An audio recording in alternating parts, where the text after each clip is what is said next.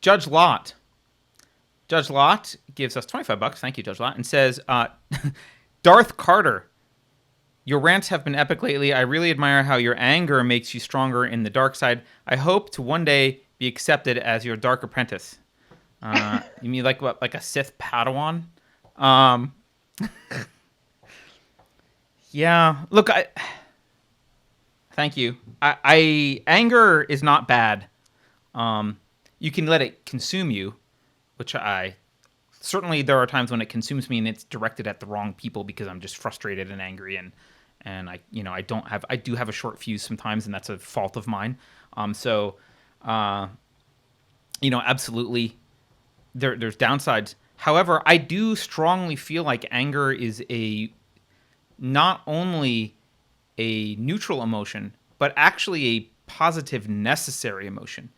Anger I don't know if this is a guy girl thing or maybe I'll get in trouble for saying that, but anger is a necessary emotion to motivate you to defend your family and community.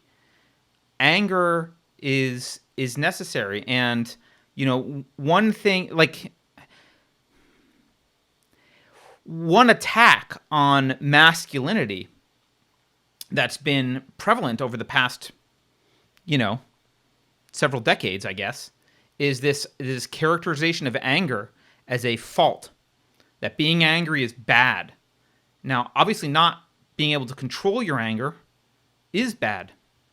Yeah. But being righteously angry at injustice and watching innocent people get harmed or wrong done, that's healthy. A society can't last without... I'm going to say this in a way that'll piss people off.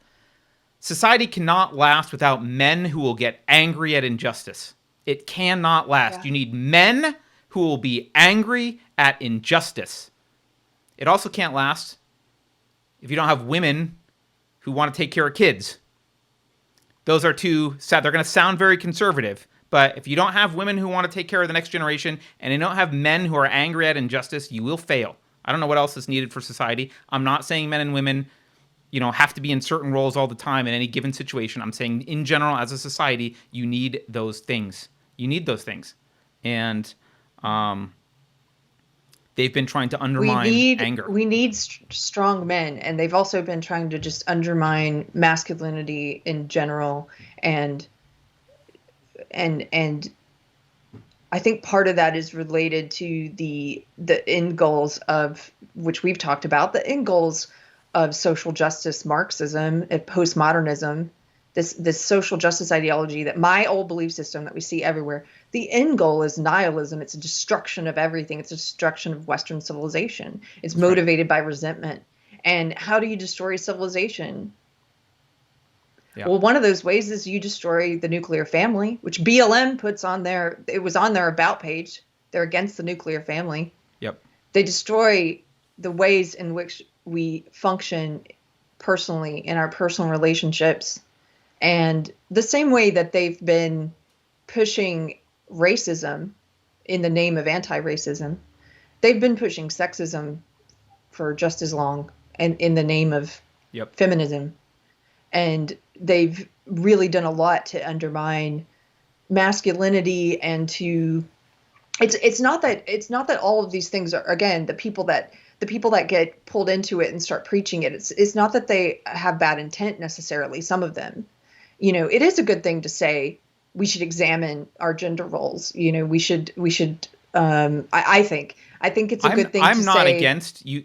Individuals want to behave in ways that run contrary to their gender role generally. Like if you're a family and the dad wants to stay home and the mom wants to go out and work, like I'm not saying that can't happen.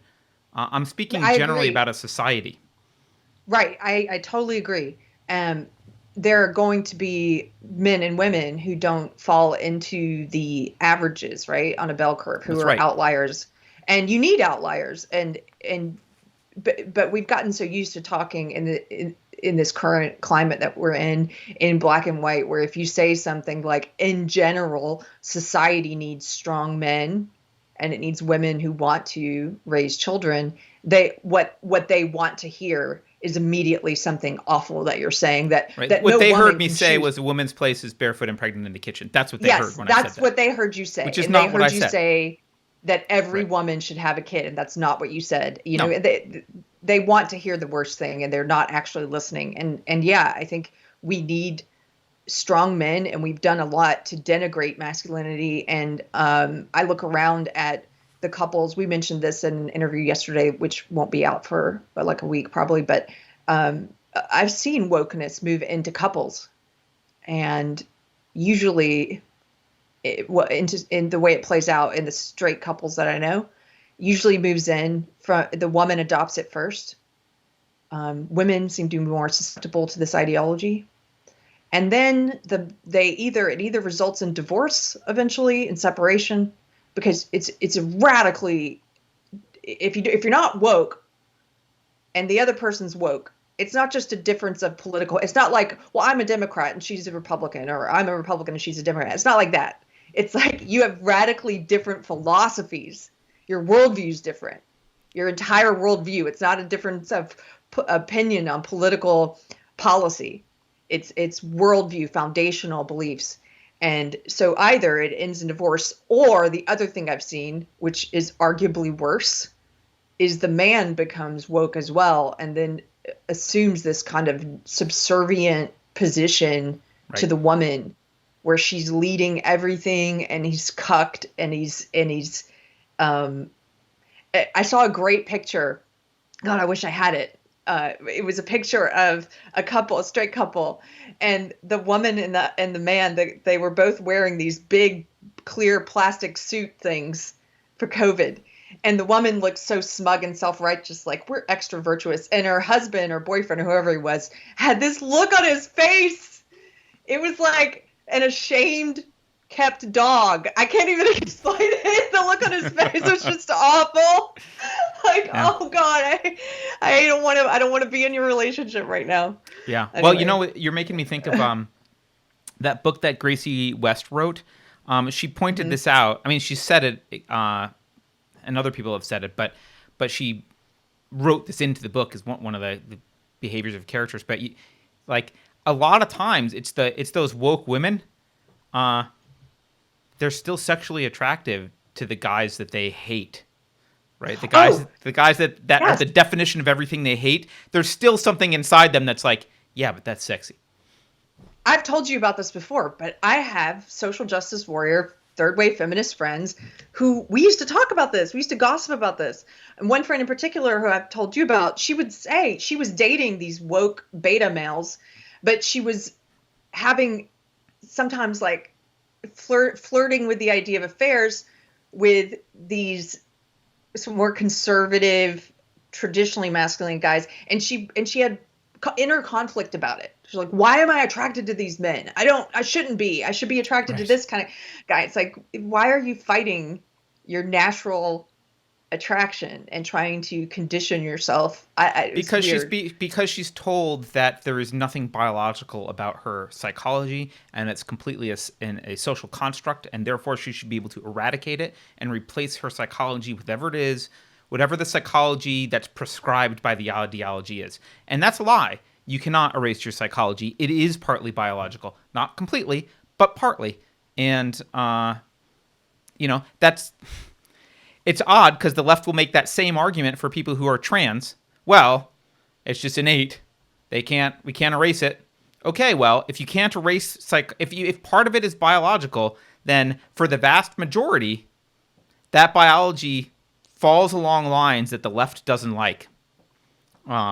So there you go. By the way, someone Yeah. in chat did bring up. They mentioned. I just saw. I don't know if they're arguing with someone else or whatever, but they wrote strength or anger does not equal strength, and that's a distinction that I think is important to make. I think being angry is it can be a good motivator, but it is not. It's a necessary but not sufficient condition to motivate you to successful action, right? So you need to be motivated. The anger can motivate you, but then you need to have the strength to carry that action out. And if you don't, then that anger can manifest itself in other pathetic ways. But strength without anger won't do anything either, right? You can just sit there and let them burn you to death because you're very strong, but you're not angry enough about anything happening around you. You're not going to protect anyone. So you need Mm. the anger is where is the motivation that you need.